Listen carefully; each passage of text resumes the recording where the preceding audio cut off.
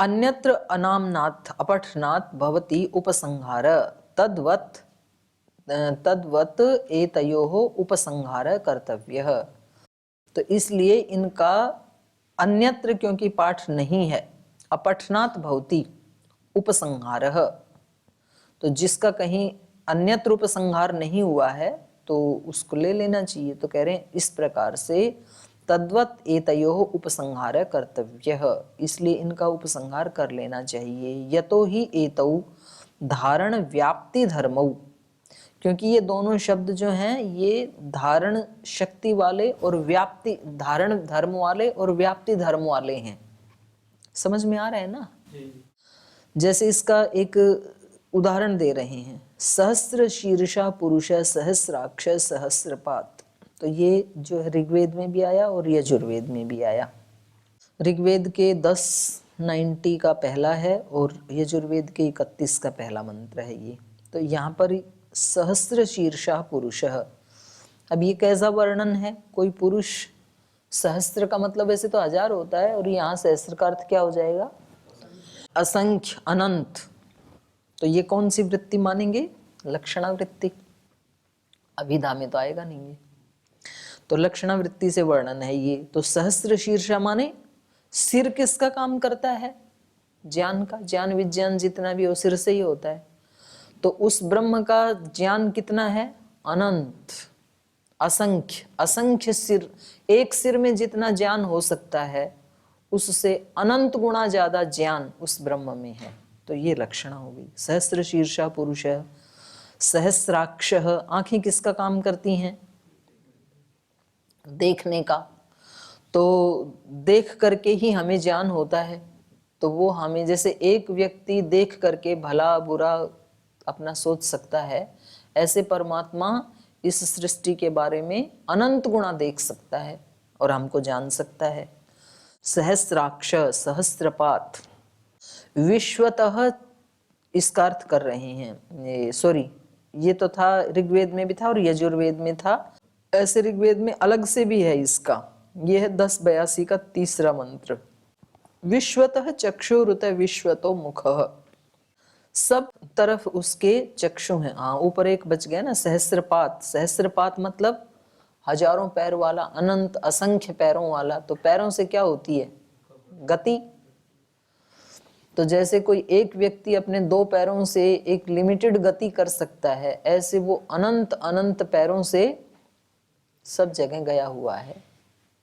तो सर्वव्यापक है वो, और जो सर्वव्यापक होगा वो ही सबको जान भी सकता है। तो इसीलिए वो अनंत ज्ञान वाला भी है। तो इसी को दूसरे मंत्र में कहा विश्वतः चक्षु, सब तरफ उसके चक्षु हैं, तो इसलिए सब तरफ देख सकता है। हमारे चक्षु केवल आगे की तरफ हैं, इसलिए हम केवल आगे देख सकते हैं, या थोड़ा सा घुमाएं तो 2 साइड में और देख सकते हैं, इधर और इधर गर्दन को घुमाएं तो। लेकिन ईश्वर के चक्षु सब तरफ हैं, तो वो ऊपर नीचे पीछे आगे सब देख सकता है। विश्वतः चक्षु, विश्वतो मुखः, विश्वतो बाहु, मुख से हम बोलते हैं, किसी का सुनते हैं या किसी को बताते हैं। तो ऐसे ही परमात्मा हमको सब तरफ से सुनता है। कोई व्यक्ति कहीं से भी उसको पुकारे तो वो सुन लेता है। विश्वतो बाहु, और लोगों को संभालने के लिए उसकी भुजाएं सब तरफ हैं, हर जगह आकर के वो थाम लेता है गिरते हुए को। विश्वतः, विश्वतस्पात, और सब जगह उसके पैर हैं। तो इसलिए जहां कोई पुकारेगा वहां वो उपस्थित हो जाएगा, उसको चल के नहीं जाना पड़ेगा कहीं भी कि कोई बुलाए फिर वो चल के जाए, तो ऐसा नहीं है। इति पुरुष विद्या, तो ये कौन सा वर्णन है सारा? व्याप्ति। 2 शब्द आ रहे थे ना, संभृति धारण करने वाला और व्याप्ति। तो इन ये जो ऋचाएं दी इसमें ये दोनों अर्थ आ गए ना। धारण भी कर रहा है वो सारी सृष्टि को, और उसकी व्याप्ति भी दिखाई गई है। तो ये दोनों के दोनों किस में आ जाएंगे? इसी में आ जाएंगे, ब्रह्म विद्या में ही। वैसा ही अर्थ है इनका। तो यथा पुरुष विद्यायाम वर्णिता विभूति धर्मा उपसंह्रियन्ते संभृति व्याप्ति धर्मौ अपि खलु उपसंहर्तव्यौ। तो जैसे ब्रह्म विद्या में वर्णित जो विभूति धर्म है ब्रह्म के, उनका जैसे उपसंह्रियन्ते, जैसे उनका उपसंहार किया जाता है, वैसे ही संभृति व्याप्ति धर्मौ अपि खलु उपसंहर्तव्यौ, ऐसे ही संभृति और व्याप्ति धर्मों का भी उपसंहार कर लेना चाहिए। ठीक है। यद्देवं विभूति धर्मा अपि उपसंहर्तव्यः तर्हि अग्ने त्वचं यातु धानस्य भिन्दी तम प्रत्यंचम अर्चिषा विद्यः इति वेदादि विभूति धर्मा अपि उपसंह्रियेरन अत्र उच्यते। कह रहे हैं यदि एवं, यदि ऐसा है, विभूति धर्मा अपि उपसंहर्तव्या, यदि ये विभूति धर्म वाले शब्दों का भी उपसंहार किया जा रहा है, क्योंकि ये उपासना रूप वाले नहीं थे, बल्कि क्या थे, विभूति धर्म वाला स्वरूप था इन शब्दों का। तो इनका भी यदि उपसंहार किया जा रहा है उपासना में, तो फिर इन ऋचाओं का भी उपसंहार करना चाहिए। कौन सी ऋचा का? अग्ने त्वचम यातु धानस्य भिन्दी। हे अग्ने, ये तो ईश्वर को ही संबोधन है, हे ज्योति स्वरूप ज्ञान स्वरूप ईश्वर, यातु धानस्य त्वचम भिन्दी, जो यातुधान है, यातुधान कहते हैं दुष्ट व्यक्ति को, जो चोर उचक्के आदि हैं, माने ये यान्ति पर पदार्थान दधति, जो यान्ति जाते हुए पर पदार्थान दधति, दूसरे के पदार्थों को धारण कर लेते हैं, छीन लेते हैं, उनको कहा यातुधाना। तो ऐसे जो चोर उचक्के हैं, हे ईश्वर, त्वचम भिन्दी, उनकी त्वचा को विदीर्ण कर दे, बोलते हैं ना, खाल उखाड़ दे, उनकी खाल खींच ले। तो ईश्वर से प्रार्थना की गई है।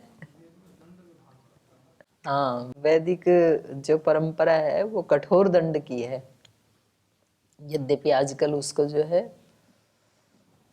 गुरुकुलों में भी उसको अपनाते नहीं है, बोले भाई इसको अब्यूज भी नहीं करना, नहीं तो इसको, पर बहुत ये जो परंपरा है कठोर दंड की है, तो तब फिर कोई करेगा ही नहीं ना ऐसा काम।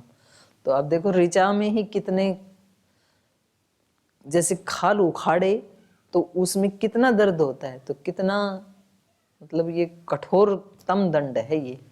तो प्रार्थना कर रहा है साधक, हे अग्नि, ऐसे जो चोर उचक्के हैं, अब छीन ले जाते हैं चोर, किसी की चेन तोड़ के भाग गए, किसी का पर्स उठा के भाग गए, और फिर वो बेचारा पुलिस में रिपोर्ट करता है, रिजल्ट कुछ भी आता नहीं है, नहीं आता है तो फिर बढ़ोतरी मिलती है ऐसे ऐसे कर्मों को। तो ये कह रहे हैं यातु धानस्य त्वचम अग्ने भिन्दी, तो कह रहे हैं ऐसे वाक्यों को भी तो उपासना में जोड़ लेना चाहिए। आगे कहा ऋग्वेद का ही, तम प्रत्यंचम अर्चिषा विद्य, तम प्रत्यंचम, प्रत्यंच माने अर्चिषा, अग्नि के द्वारा, विद्य, ऐसे उस व्यक्ति को, अब पीछे से क्या वर्णन है पर वो कोई ऐसा ही होगा, अपराधी व्यक्ति है, तम उस व्यक्ति को, अर्चिषा प्रत्यंचम, एक तो होता है सीधा उसको लटका करके अग्नि में जलाओ, और ये है उल्टा, उसका सिर शासन करके पैरों के बल लटकाओ उसको, और फिर उसको अर्चिषा विद्य, विध ताड़ने, उसको ताड़ना दो। तो ऐसे कठोर जो दंड देने वाले वाक्य हैं, उनको भी, उनका भी उपासना में उपसंहार कर लेना चाहिए, क्योंकि रोज रोज उनको हम दोहराएंगे, बोलेंगे, तो हम कोई गलत काम नहीं करेंगे, या जो सुनेंगे तो वो भी डर जाएंगे कि भाई भगवान ऐसा ऐसा दंड दे देगा यदि हमने कोई गलत काम किया तो कह रहे हैं जब आप ये विभूति धर्म वाले वाक्यों का उपसंहार कर रहे हो, तो ऐसे ऐसे वाक्यों का भी तो उपसंहार कर लो।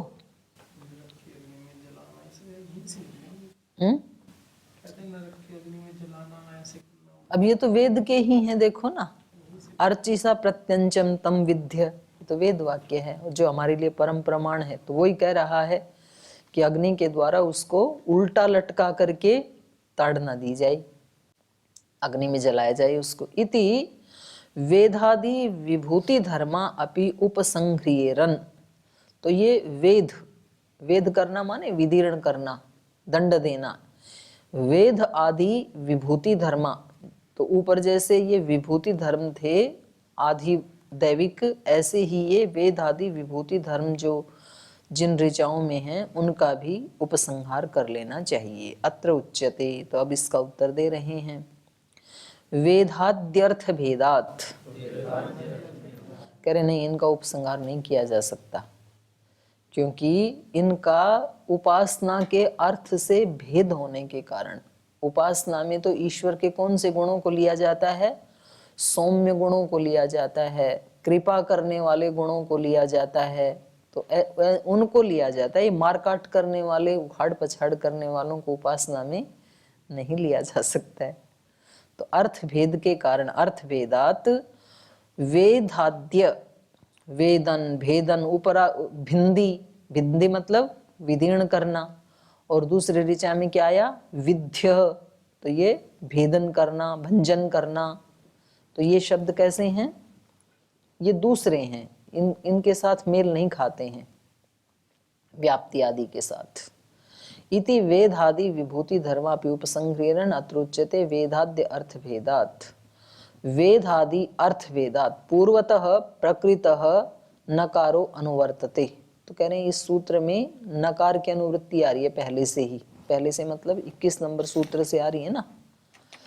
21 में था ना नैवा विशेषात, तो ये न की न दर्शयति च, न संभृति व्याप्ति, ये सब जगह आ जाएगी। तो यहाँ पर भी सूत्र बन जाएगा न वेदाद्यर्थ भेदात, वेद आदि का ग्रहण या उपसंहार नहीं किया जा सकता अर्थ का भेद होने से। वेद आदि वेधन भेदन भंजन रूपम कर्म न उपसंह्रियते। वेद आदि जो शब्द हैं जिनमें वेधन किया जाता है, भेदन किया जाता है, भंजन किया जाता है, उनका उपसंहार नहीं किया जा सकता है। कुतः अर्थ भेदात, क्योंकि उससे भिन्न अर्थ है उसका। यत्, जैसे इस ऋचा में कहा अग्ने यातु धानस्य त्वचम भिंदी, जो इसने कहा था पूर्व पक्षी ने, उसी ऋचा को ले रहे हैं। और दूसरे में कहा तम प्रत्यंचम अर्चिषा विद्यः, तो यहाँ पर अग्ने विद्यः हृदय यातु धानान प्रतीचो बाहून प्रतिभंग्य अध्येशाम। और तीसरी ऋचा में कह रहे हैं हे अग्ने, बीच में कुछ छोड़ दिया कुछ भाग, विद्यः उसका भेदन कर दो, हृदय भिद्यः उसके हृदय को भेद दो, हृदय में भेदन कर दो। किसका? यातु धानान, उन सब यातु धानों को, चोरु चक्कों को, प्रतीचो बाहून प्रति भंगध्येशाम, और कह रहे हैं कि उल्टा करके और उनकी बाहों को उखाड़ दो, उनकी भुजाओं को तोड़ डालो। जो गलत काम कर रहे हैं भुजाओं से, ऐसे उनकी भुजाओं को भंग कर दो। भंगध्येशाम, येषाम भंगद्य। अत्र प्रयोजन भेदो अस्ति, तो कह रहे हैं इन ऋचाओं में जो कहा जा रहा है ना, उसका प्रयोजन अलग है। क्या प्रयोजन है? प्रयोजन है दुष्टों को दंड दिलाने का, जो गलत काम कर रहे हैं उनको दंड मिले, ये प्रयोजन है इन ऋचाओं का। उपासना प्रयोजन नहीं है यहाँ पर। उपासना या प्रयोजनम, उपासना का प्रयोजन क्या है? परमात्मा साक्षात्कारः। उपासना का प्रयोजन क्या होता है? परमात्मा का साक्षात्कार करना। और इन ऋचाओं का प्रयोजन क्या है? दंड विधान। तो कहा तद आनंदादि सौम्य गुणौ आप्तिश्च, तो उसमें उपासना में जो परमात्मा के आनंद आदि जो सौम्य गुण हैं, उन सौम्य गुणों की अवाप्ति, अवाप्ति मतलब प्राप्ति। तो वो जब हम उपासना में ऐसे सौम्य गुणों को बोलेंगे या प्रार्थना करेंगे ईश्वर से, तो उसके आनंद आदि जो सौम्य गुण हैं उनकी प्राप्ति होगी हमें। किंतु अत्र तु, लेकिन इन ऋचाओं में जो वर्णन है वहां तो क्या हो रहा है? शासनम दंडनम धर्मावबोधे भीति प्रयोजनम अस्ति। तो यहाँ पर क्या हो रहा है? इन ऋचाओं में तो शासनम, शासन किया जा रहा है, दंडनम दंड देने की बात है, और धर्मावबोधे भीति प्रयोजनम अस्ति, धर्म का अवबोध होने पर, माने धर्म को जानने में, धर्मावबोधे धर्म को जानने में भीति प्रयोजनम अस्ति, उनको डराया जा रहा है। माने उनको धर्म का अवबोध कराया जा रहा है कि यदि आपने धर्म को पालन नहीं किया तो ऐसा ऐसा दंड आपको परमात्मा देगा। तो इस भय के कारण धर्म का अवबोध कराया जा रहा है और दंड का विधान किया जा रहा है, तो इसका प्रयोजन अलग हो गया। उपासनायाम ही स्वस्य सद्गुणेषु प्रवृत्ति शासने दंडने वा अन्य पापिनः पाप निवृत्ति ही। उपासनायाम ही, उपासना में क्या होता है, स्वस्य सद्गुण प्रवृत्ति। उपासना में होता है स्वस्य सद्गुणेषु प्रवृत्ति, अपने आप की सद्गुणों में प्रवृत्ति करवानी होती है। तो उपासना में तो ऐसी प्रार्थना की जाती है कि हमारे पास आनो भद्रा क्रतवो यन्तु विश्वतः, ऐसी ऐसी प्रार्थना की जाती है ना। ये आत्मदा बलदा यस्य विश्व उपासते प्रशिशम यस्य देवाः यस्य छाया अमृतम यस्य मृत्युः कस्मै देवाय हविषा विधेम, ऐसे ऐसी प्रार्थना की जाती है वहां पर। तो उपासनायाम ही स्वस्य सद्गुणेषु प्रवृत्ति ही शासने, लेकिन शासन में, दंडने वा या दंड देने में, अन्य पापी न पाप निवृत्ति ही, जो दूसरे अन्य पापी लोग हैं उनकी पाप निवृत्ति हो जाए, ये प्रयोजन होता है। तो दोनों का प्रयोजन अलग हो गया। उपासना का प्रयोजन क्या है, हमारे अंदर परमात्मा के ऐसे गुण आए तो सद्गुणों की प्रवृत्ति हो हमारे अंदर। और यहाँ इन ऋचाओं में क्या है कि शासन में ऐसा दंड विधान हो कि पापियों की पाप से निवृत्ति हो जाए। मतलब थोड़ा बहुत तो उपासना में अपने दुर्गुणों की, पापों की निवृत्ति के लिए प्रार्थना की जाती है।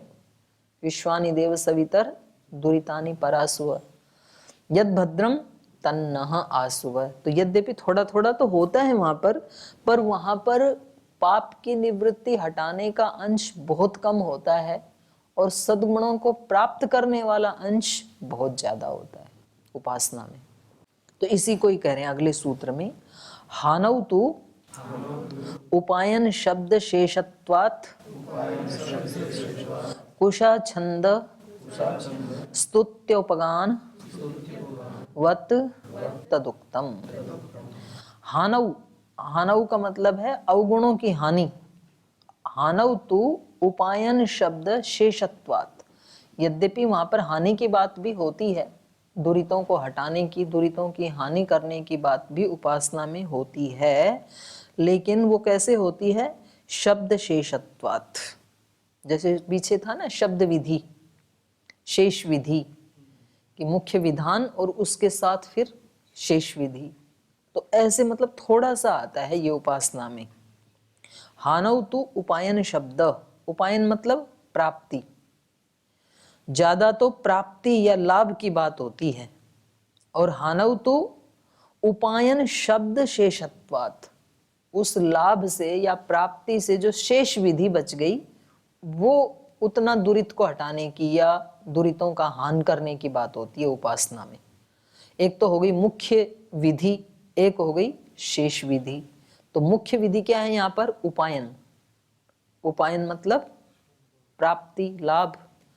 और हानौ तो उपायन शब्द शेषत्वात्, उपायन के साथ जो शेष विधि बच गई दुरितादि हटाने की वो थोड़ी होती है। इसलिए कुशा छंद स्तुति उपगानवत तद उक्तम। तो इनका शब्दों का अर्थ फिर यहाँ भाष्य में बता रहे हैं चारों का। तू शब्देना प्रकृतस्य नकारस्य निवृत्ति। हानौ तू, हानौ तू में जो तू शब्द आया है तो हानौ उपायन ऐसे ही कह देते, तो कह रहे हैं ऊपर से जो नकार की अनुवृत्ति आ रही थी उसकी यहाँ पर निवृत्ति हो गई है, तो इसके लिए तू शब्द पढ़ा है यहाँ पर। तू शब्देना प्रकृतस्य नकारस्य निवृत्ति क्रियते। उपासनाया मुख्यो अर्थ उपास्य गुण लाभः। उपासना का मुख्य अर्थ क्या है, उपास्य के गुणों का लाभ करना, प्राप्ति करना। जो ब्रह्म के गुण हैं वो हमारे अंदर आए, तो हम ऐसी ऐसी तो उपासना करते हैं। भद्रं कर्णेभिः शृणुयाम देवा भद्रं पश्येमाक्षभिर्यजत्रा। तो उपासना का मुख्य प्रयोजन क्या है, मुख्य अर्थ, अर्थ माने प्रयोजन। मुख्य प्रयोजन क्या है, उपास्य गुण लाभ है। जो हमारा उपास्य है उसके गुणों का लाभ, उसकी प्राप्ति। उपास्य के गुणों का हमें लाभ होना चाहिए। जो आज भी हम पिछली कक्षा में बात कर रहे थे ना, कि हमारा मुख्य उद्देश्य क्या होना चाहिए, अपने सद्गुणों को बढ़ाना या ईश्वर के गुणों को धारण करना। तो उससे दुरित अपने आप ही दूर हो जाएंगे। अच्छाई बढ़ेगी यदि, तो बुराई अपने आप ही मिट जाएगी। फिर अवगुण हानि गौणों अर्थ, अवगुणों की हानि ये भी प्रयोजन है, लेकिन वो गौण प्रयोजन है। मुख्य प्रयोजन है उपास्य के गुणों को प्राप्त करना, और अवगुणों की हानि गौण अर्थ, गौण प्रयोजन है, न मुख्यार्थ, मुख्य प्रयोजन नहीं है। तथापि फिर भी क्वचित श्रुतौ, कहीं कहीं किसी किसी श्रुति में हानि अवगुण हानि एवं पठ्यते, तो कहीं कहीं श्रुति में हानि या अवगुण की हानि इस रूप में पढ़ा भी जाता है। तो जैसे पहले ही हमने बोला ना, विश्वानि देव सवितर दुरितानि पर असुभ, तो यहाँ दुरितों को दूर करने की, उनका हान करने की प्रार्थना की जा रही है। थोड़ा आ जाता है ये भी। जैसे ये दे रहे हैं, इसकी अलग ऋचा दे रहे हैं। अश्व इव रोमाणी विधूय पापम चंद्र इव राहो मुखात प्रमुच्य धूत्वा शरीरम अकृतम कृतात्मा ब्रह्मलोकम अभिसंभवामि। छंदोपनिषद का है ये। अश्व इव रोमाणी विधूय पापम, यहाँ अल्प विराम लगा लीजिए, ये एक वाक्य पूरा हो गया। कह रहे हैं अश्व की तरह पापम, पापों को मैं ऐसे झाड़ दूं जैसे अश्व रोमाणी विधूय, घोड़ा आदि गधा आदि उसमें पहले तो लौटते हैं, एक्सरसाइज करते हैं कमर के बल, और फिर खड़े होकर के उस धूल को ऐसे ऐसे झाड़ देते हैं हिल करके। माने उनकी त्वचा है ना, वो ऐसे ऐसे हिल जाती है, मनुष्य की नहीं हिल सकती है।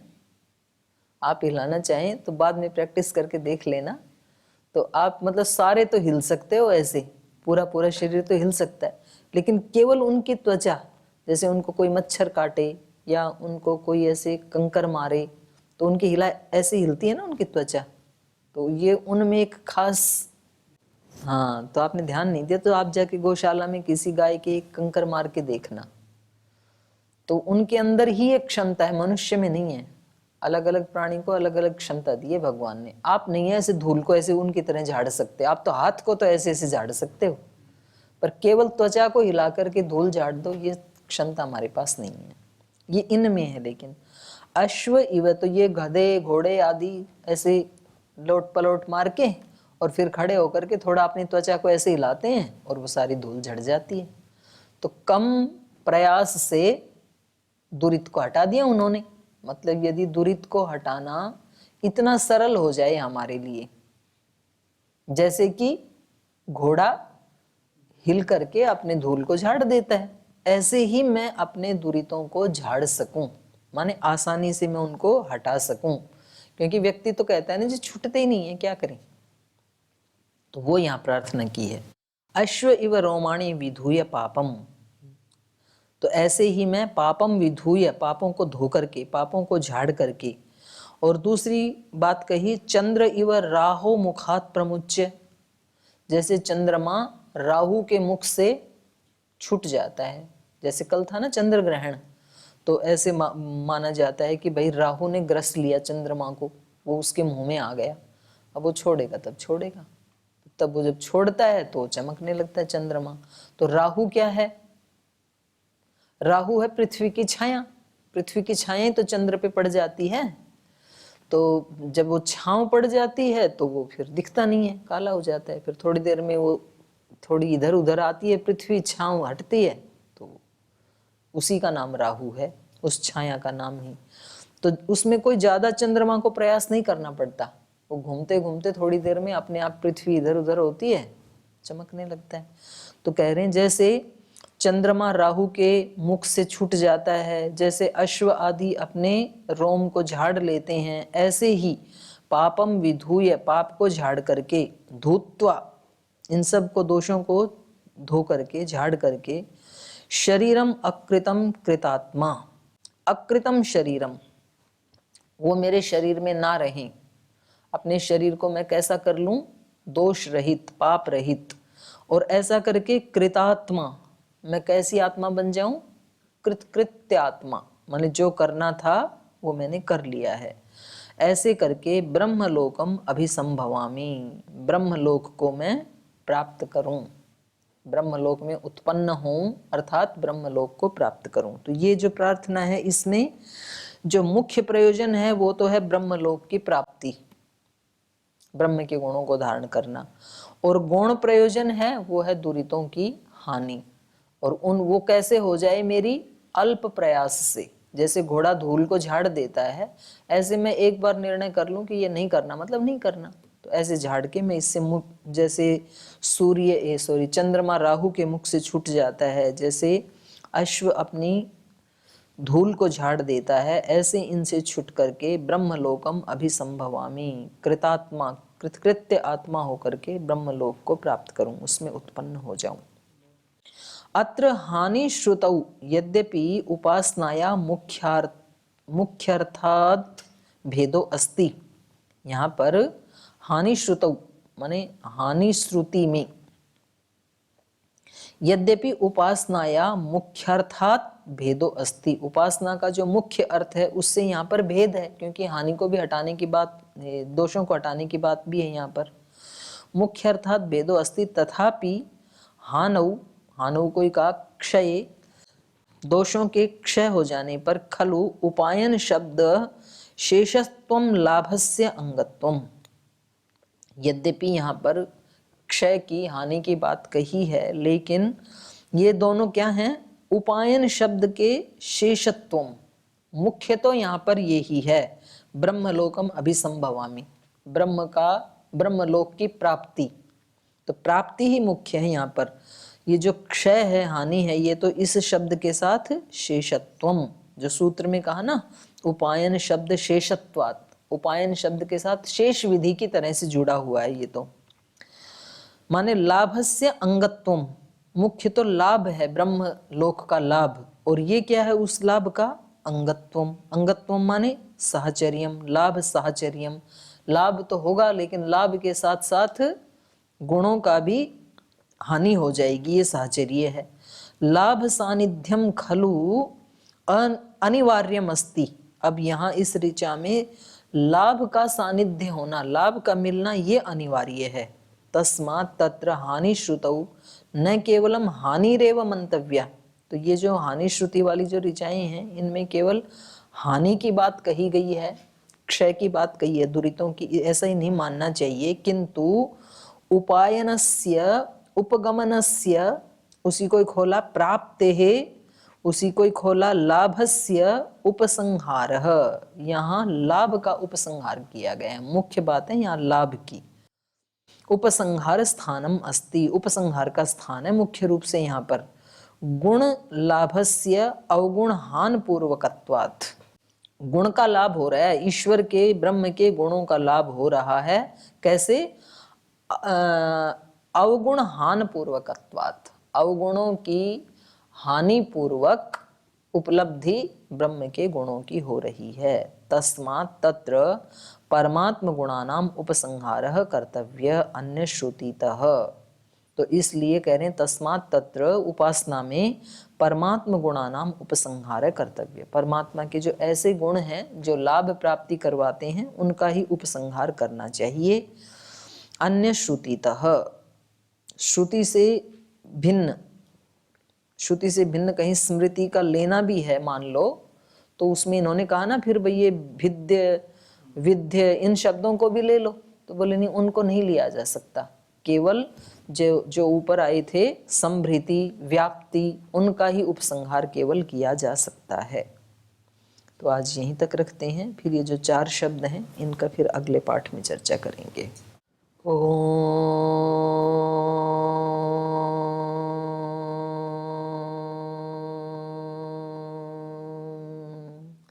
शांति शांति शांति। श्री गुरुभ्यो नमः।